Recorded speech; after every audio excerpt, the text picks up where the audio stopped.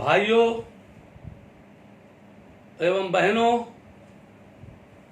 इस देश के किसानों, मजदूरों, नौजवानों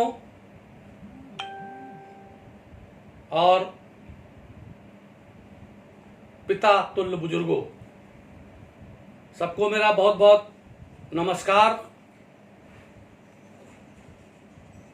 मैंने वैसे कहा था कि मैं 31 मई तक आपके बीच में बोलूंगा, बात करूंगा, लाइव आपसे अनुभव साझा करूंगा। और वो काम मैंने किया, हो गया, आपके आशीर्वाद से हुआ। मैं ये सोच रहा था कहीं लॉकडाउन बढ़ न जाए, अगर बढ़ जाएगा तो आप सबसे मैं पूछूंगा कि मैं और बोलूं क्या। लेकिन ईश्वरी कृपा से, मां भगवती की कृपा से, हमारे माता पिता के आशीर्वाद से, जिन्होंने मुझे पैदा किया, जिनके बदौलत आज मैं धरती पर हूं, मेरी प्रतिज्ञा पूरी हुई और 31 मई को ही लॉकडाउन समाप्त हुआ। और ये नहीं मालूम था कि 31 मई तक ये लॉकडाउन बढ़ेगा। मातेश्वरी महारानी अहिल्याबाई होलकर के जन्मदिन तक रहेगा और उसी दिन समाप्त हो जाएगा। रानी अहिल्याबाई होलकर के जन्मदिन पर पूरे हिंदुस्तान का लॉकडाउन समाप्त हो जाएगा, ये किसी को पता नहीं था। अभी लोग समझ नहीं रहे हैं रानी अहिल्याबाई होलकर की महिमा। जब कोई पुण्य कार्य करता है, जब कोई धर्म का कार्य करता है, तो पुण्य की जड़ पाताल में होती है। दोस्तों, पुण्य करने वाले पर जब कभी कोई गर्दिश आती है, ग्रह नक्षत्र गड़बड़ होते हैं, कोई साजिश रची जाती है उनके खिलाफ, तो वो अपने आप जैसे कहीं नदी में डूबने लगे तो एक लहर आवे और वो लहर उठा करके उसको किनारे पर फेंक दे। मेरे साथ 20 बार ये बातें हुई हैं कि मैं फंसा। जब विधुना कांड हुआ, माया गेस्ट हाउस के अंदर जब गोली चल रही थी, तो कान के तरह से निकल जाती थी, कभी इधर से निकल जाती थी, कभी उधर से निकल जाती थी। और यकीन मानिए, आप सबके आशीर्वाद से मैंने उस दिन रात भर, वो शिवरात्रि की रात थी,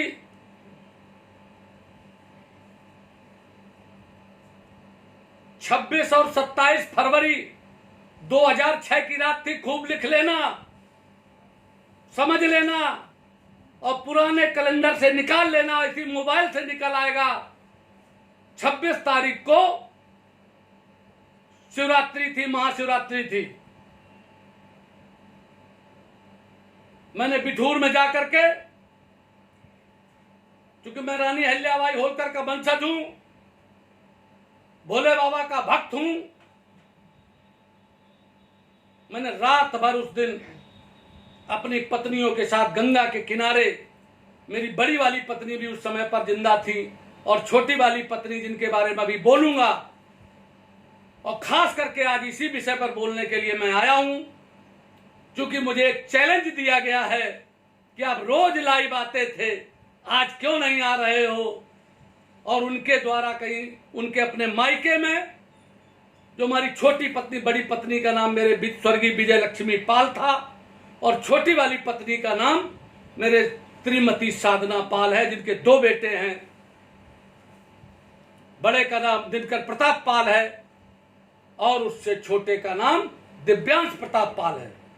जिस दिव्यांश प्रताप पाल को मैंने लॉकडाउन के समय पर अपने सारे पूरे परिवार को बैठा करके उसको इस देश और समाज के लिए आगे पढ़ाने और तैयार करने के लिए कर दिया है, और उससे कहलवा लिया है कि तुम शादी नहीं करोगे।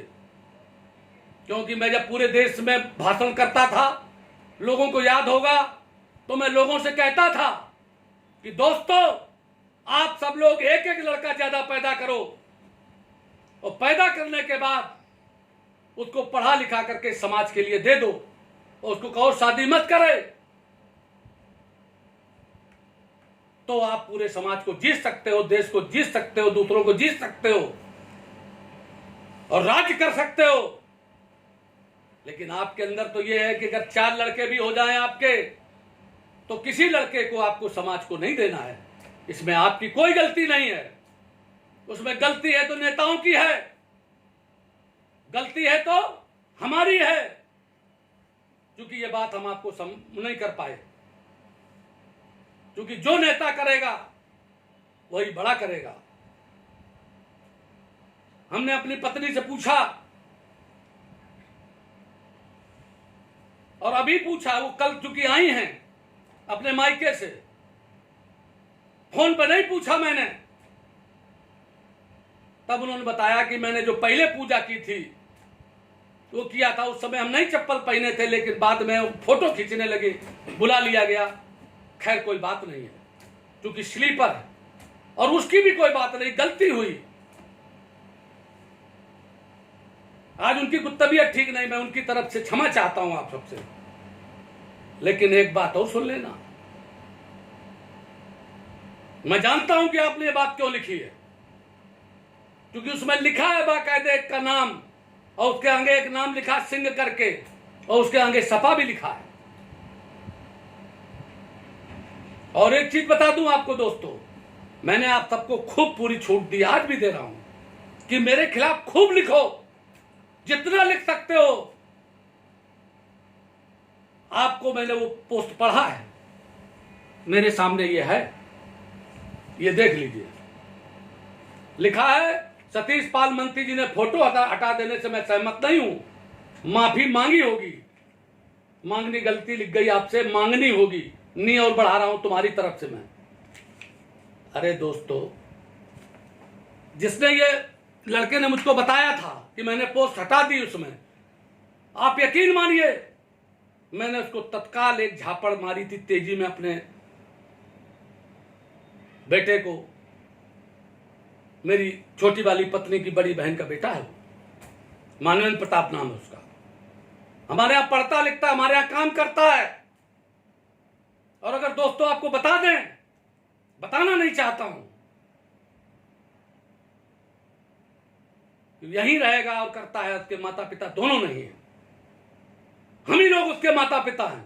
और खुश रहता है, प्रसन्न रहता है और बड़ा है, अच्छा लड़का है, आगे बहुत तरक्की करेगा। हम ही उसकी शादी ब्याह करेंगे। तो उसको हमने गाल में एक झापड़ मारा कि तू डरपोक है क्या, भगोड़ा है क्या, और कौन सी गलती हो गई।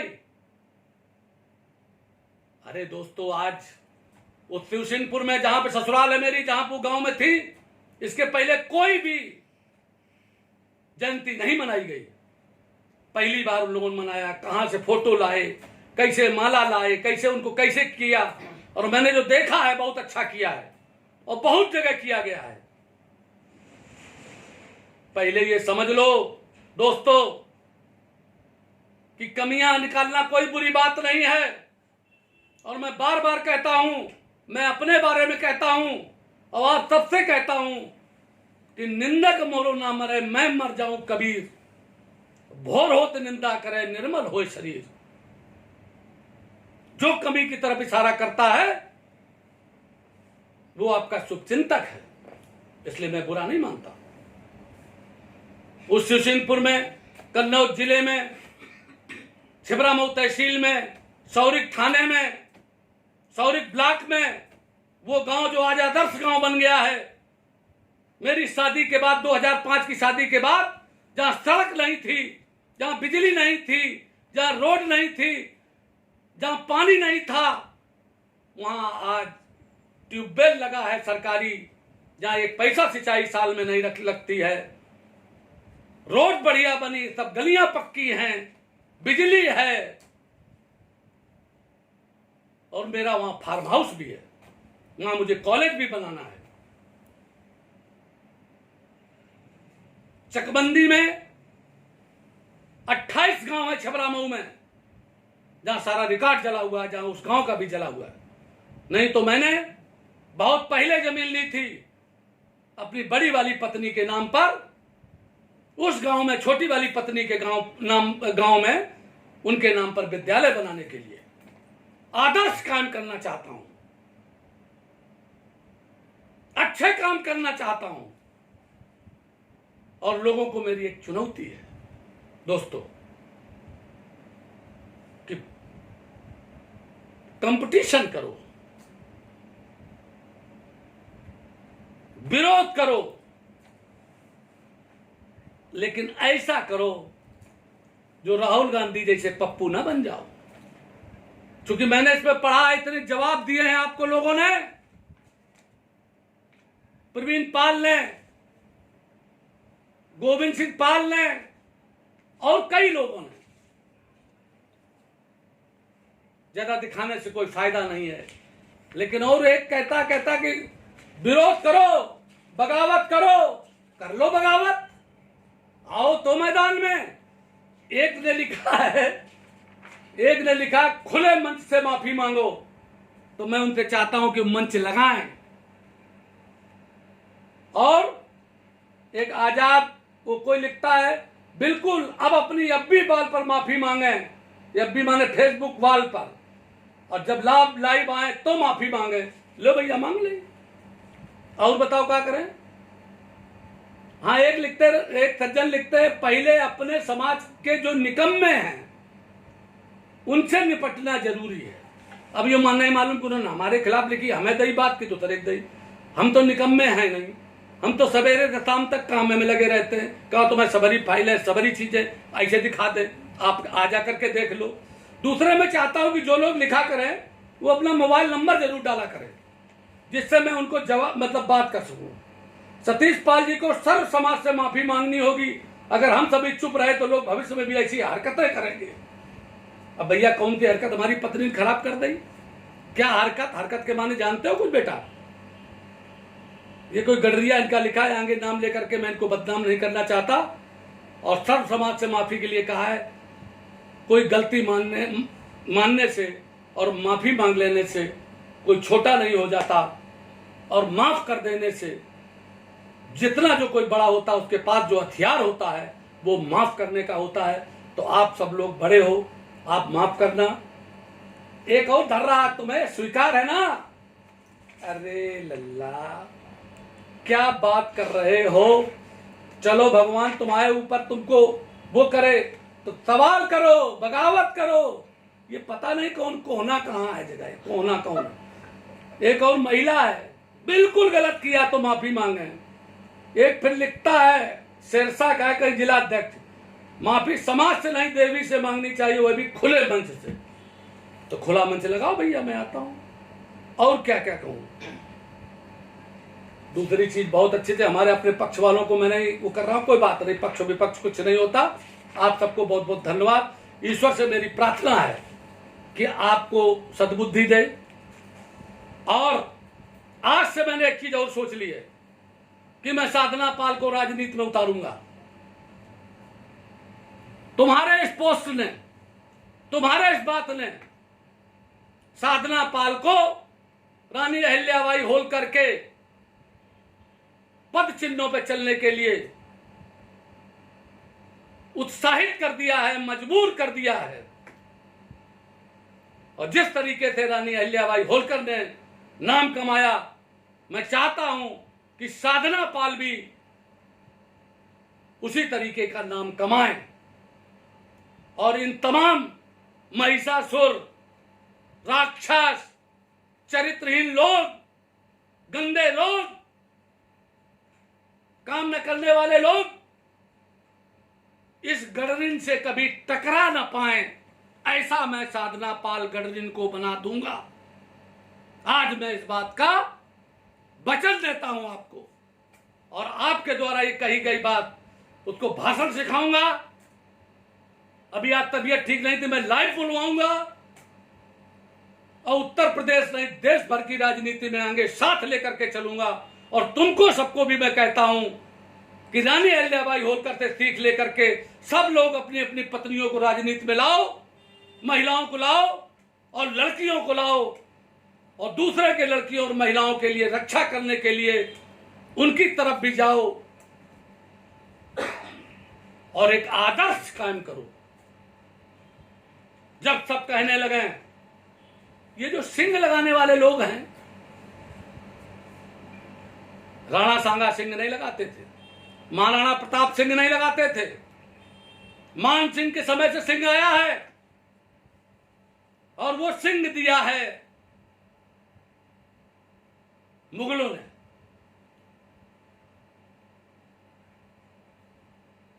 और जो पंजाबियों में सिंह लगता है वो सिंह दूसरा है। ये अनिल सीतापुर वालों ने मुझे ये बात बताई थी बहुत अच्छी तरीके से, उसका अर्थ दूसरा है। वो सिंह सिंह करके है कुछ, सिंह माने शेर के बराबर होता है, शेर है। अरे भाई हमारे नाम में तो भेड़ लगा नहीं है, पाल लगा है, हम पालते हैं, हम सब समाज को पालते हैं, हम गल्ला पैदा करके खिलाते पिलाते हैं, हम दूध पैदा करके खिलाते पिलाते हैं, हम समाज पालते हैं लोगों को। लेकिन सिंह, सिंह के माने है सीधे सीधे, सिंह माने शेर और शेर माने जानवर। तो आदमी के नाम के आगे कोई लगा ले, कोई करे, मैं माफी चाहता हूं अगर गलत लग जाए आपको, लेकिन आपको समझना पड़ेगा। पहले तो थे लुकाई, फिर भय लोकनाथ, फिर भय लोकनाथ सिंह, फिर भय चौधरी लोकनाथ सिंह। अरे पैसा के इतने नाम। दोस्तों सिंह मत लगाना कभी भी। सिंह लगाने का मतलब है कि तुम डरपोक हो। और गडरिया जब वनों में रहता था, रात में करता था, तो क्या शेर नहीं आते होंगे, सिंह नहीं आते होंगे? और उसकी भेड़ें जब पूरे उसमें बैठी हुई हैं, वो तुरंत जैसे चिल्लाई वैसे गडरिया उठा लेके लठ। कभी शेर उसकी बराबरी नहीं कर पाया। उसे मारे मारे लट्ठों के शेर भाग जाता था। जहां जहां देख लीजिए आप, जिसको आप डर जाएंगे वो तुम्हें लठिया लेगा, और तुम जिसको लठिया लोगे वो तुमको देख करके भाग जाएगा। ये प्रकृति का नियम है। इसलिए डरो नहीं, हम जिंदा हैं। डरो नहीं, हम जिंदा हैं। और तुमसे मैंने कहा है कि जैसा सुभाष चंद्र बोस जी ने कहा था कि तुम हमें खून दो, हम तुम्हें आजादी देंगे। मैं सतीश पाल आज फिर आपसे कहता हूं, और 8 तारीख को फिर बोलूंगा, क्योंकि 8 जून मेरे जीवन में बहुत महत्वपूर्ण दिन है। वैसे जून का भी महीना मेरे लिए बहुत महत्वपूर्ण था, और 31 मई बहुत महत्वपूर्ण था। 31 के बाद 1 तारीख और 2 तारीख को मेरी शादी की सालगिरह थी, और 3 तारीख को 3 जून को मैं 4 महीना राष्ट्रकार कत्ल में इटावा जेल में रहने के बाद 3 जून को छूटा था। और आज तारीख है 4। कल इटावा की जेल से छूटा था, और आज जिस तरीके से हमारा स्वागत समारोह विधूना और तमाम जगह पे हुआ था, आज मैं आपके बीच पे पुनः बोलने का मौका मिला। दोस्तों सारी चीजें ऊपर वाले की तरफ से निर्धारित हैं कि कब किसको बोलना है। अगर मेरी बात से किसी को कोई आत्मा को आहत हुई हो, क्योंकि मैं जितनी बातें आपसे करता हूं, कहना चाहता हूं, उसमें कोई विद्वेष भाव नहीं है। भाव है तो ये कि आप में सुधार हो जाए, आप सीखो। जितना मैं जानता हूं मैं आपसे सीखूं। दोस्तों कोई भी व्यक्ति, बड़े से बड़ा विद्वान, वो मरते दम तक सीखता रहता है, लेकिन भारत को छोड़कर। रजनीश का नाम आप लोगों ने सुना होगा, जिन्होंने संभोग से समाधि तक किताब लिखी, जिन्होंने 2.5 अक्षर लिखी किताब, 2.5 अक्षर प्रेम के कई किताबें लिखी। उनको आप सुनिए। वो कहते भारत में कोई नौजवान लड़का, कोई जवान होता ही नहीं, लड़कपन के बाद सीधे बुढ़ापा की ओर चला जाता है। और विदेश में वो कहते हैं कि एक बार मैं पानी के जहाज से जा रहा था, एक जर्मन चाइनीज 97 साल की उम्र में वो चाइनीज सीख रहा था, और हम 40-50 साल की उम्र के बाद, 60 साल की उम्र के बाद, रिटायर होने के बाद सीधे सीधे रिटायर हो लेते हैं, जबकि हमको पेंशन भी मिलती है। ये नहीं कि उसका हम 10% कहीं पर करें, उनको सबको बताना, उनकी कोई गलती नहीं है, उनको रास्ता दिखाने वाला चाहिए।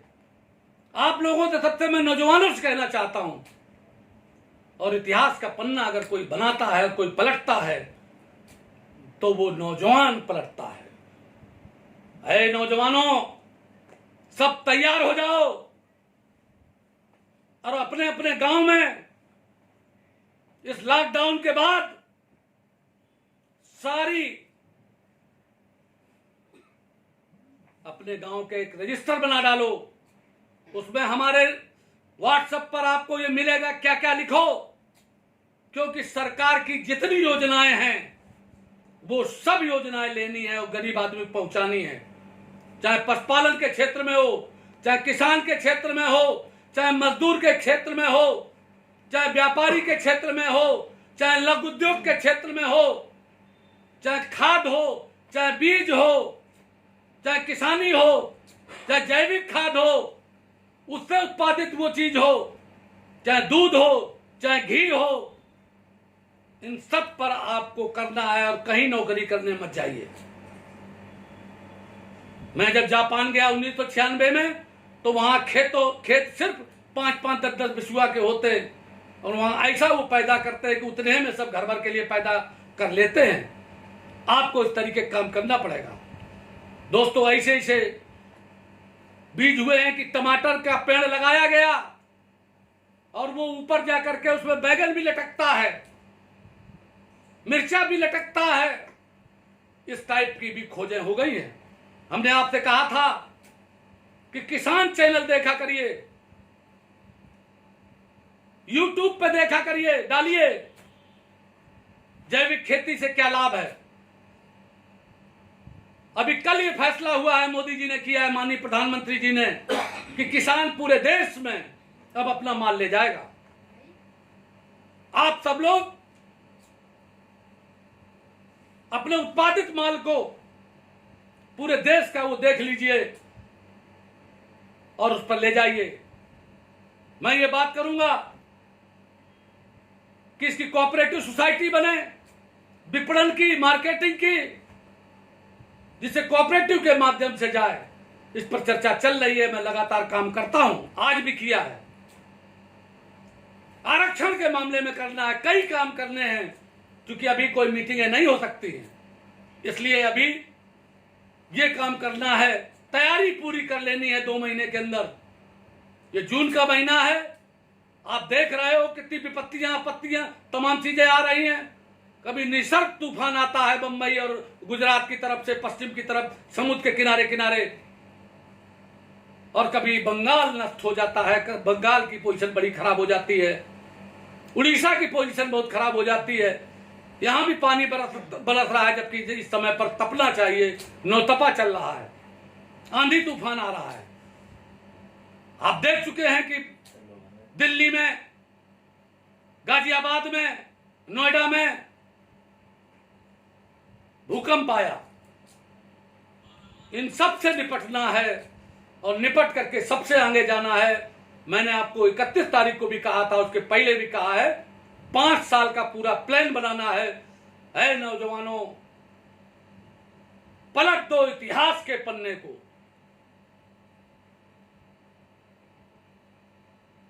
मिटा दो अपनी हस्ती को और बना दो इतिहास, बना दो इतिहास।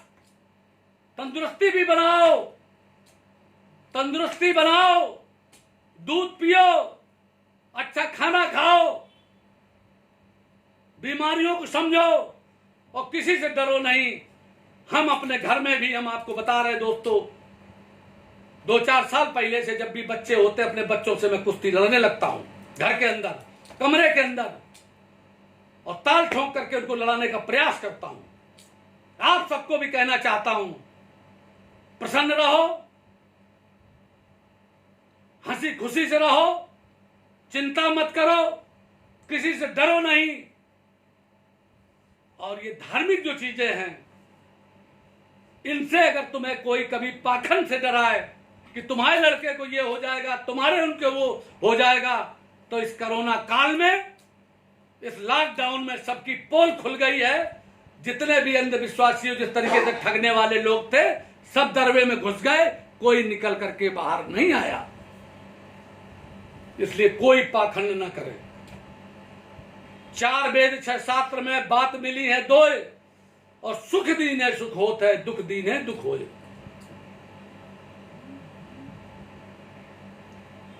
पोथी पढ़ पढ़ जग मुआ, और पंडित हुआ न कोय।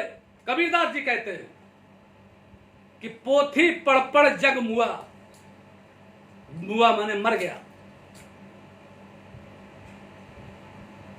और पंडित हुआ न कोई, कोई पंडित नहीं हुआ। और 2.5 अक्षर प्रेम का, पढ़े सो पंडित हुए। क्या बात है, क्या कहा? 4 वेद 6 शास्त्र में, चारों वेद, सामवेद, यजुर्वेद, अथर्ववेद और 6 शास्त्र में, उपनिषद में बात मिली है 2, सुख दीन है सुख होत है, दुख दीन है दुख होए। दो सुख किसी को, करो प्रशंसा दूसरे की। निंदा से बड़ा कोई पाप नहीं। इस पर लिखते हैं गोस्वामी तुलसीदास जी, पर निंदा सम अग्न गरीषा। दूसरे के निंदा के समान कोई पाप नहीं है। एक ही चीज है निंदा, जिससे कुछ नहीं मिल सकता है। दोस्तों, निंदा से कुछ मिलने वाला नहीं है। प्रेम करो, विरोधी भी करो, बड़ों का सम्मान करो, अच्छा खाओ पियो, और सवेरे 4 बजे 5 बजे उठो, दौड़ लगाओ, मंजन करो, रात में भी मंजन करो, नीम की दातून करो, पैसा कहीं खर्च मत करो, शादी ब्याह भी 10 15 20 आदमी उसमें करो, और बिना मतलब में किसी की नकल न करो, पाश्चात्य संस्कृति की नकल न करो। दोस्तों, हम नकलची बहुत हैं। ये घड़ी तो विदेश की, ये पेन तो विदेश का, ये चश्मा तो विदेश का, और पैंट बुशर्ट तो विदेश की, ये कैमरा जिससे बोल रहे तो विदेश का। इस भारतवर्ष ने क्या किया? अंग्रेजों ने इस देश में रेलवे चलाई, पोस्ट ऑफिस बनाए, नहरें खुदवाई। वो जो पुल बना गए वो अभी भी नहीं टूट रहे हैं। अब जो पुल बनाए जाते हैं, तो बनारस में भी पिछले साल गिर गया। अब दोस्तों, अच्छी अच्छी चीजें बनाओ और नकल मत करो। माननीय प्रधानमंत्री जी नरेंद्र मोदी जी पूरी तरीके से बढ़ा रहे हैं। माननीय योगी जी सबको मदद कर रहे हैं और सारी चीजें कर रहे हैं। क्योंकि आरएसएस, राष्ट्रीय स्वयंसेवक संघ, अगर न बना होता तो ये देश पुनः गुलाम हो जाता। दोस्तों, किसी को अगर बुरा लग रहा हो तो अलग की बात है। मैं किसी की चमचागिरी नहीं करता। बस सीखो, और आपके बिरादरी के साथ अगर कोई गड़बड़ करने लगे, बड़ों को सम्मान दो, लेकिन सतर्क रहो, समझदारी में रहो। राजनीति में कोई किसी का दुश्मन नहीं होता। मैं पहले कांग्रेस में था, फिर बीएसपी में गया, बीएसपी से फिर बीजेपी में गया, बीजेपी से फिर बीएसपी में गया, और बीएसपी से फिर बीजेपी में हूं। और दोस्तों, किसी का कहीं मैं गुलाम नहीं हूं, कहीं वो नहीं हूं। मुझे तो एक ही बात चाहिए कि मेरा समाज, गरीब समाज, अति पिछड़ा, जिनको आरक्षण के नाम पर जिनका शोषण हो रहा है, सब मिलकर के और एक बार अगर इनकलाब जिंदाबाद करते हुए पूरे उत्तर प्रदेश और पूरे देश का गरीब खड़ा हो जाए, किसान मजदूर खड़ा हो जाए, हर बिरादरी का खड़ा हो जाए, तो नरेंद्र मोदी का सपना साकार हो जाए। सारा का सारा कि जितने भी नशा है, ईर्षा है, नशा नशा नशा, चाहे चरस हो, चाहे गांजा हो, बीड़ी हो, सिगरेट हो, सबको निकाल कर फेंक दो। यही गरीबी का राज है। दोस्तों, लड़ाई झगड़ा मत करो जो थाने में पुलिस को पैसा लेने का मौका मिल जाए। 2 बातें सहन कर लो, खूब मेहनत करो। यही बात कहते हुए अपनी वाणी को विराम देता हूं। जय हिंद, जय भारत। बहुत बहुत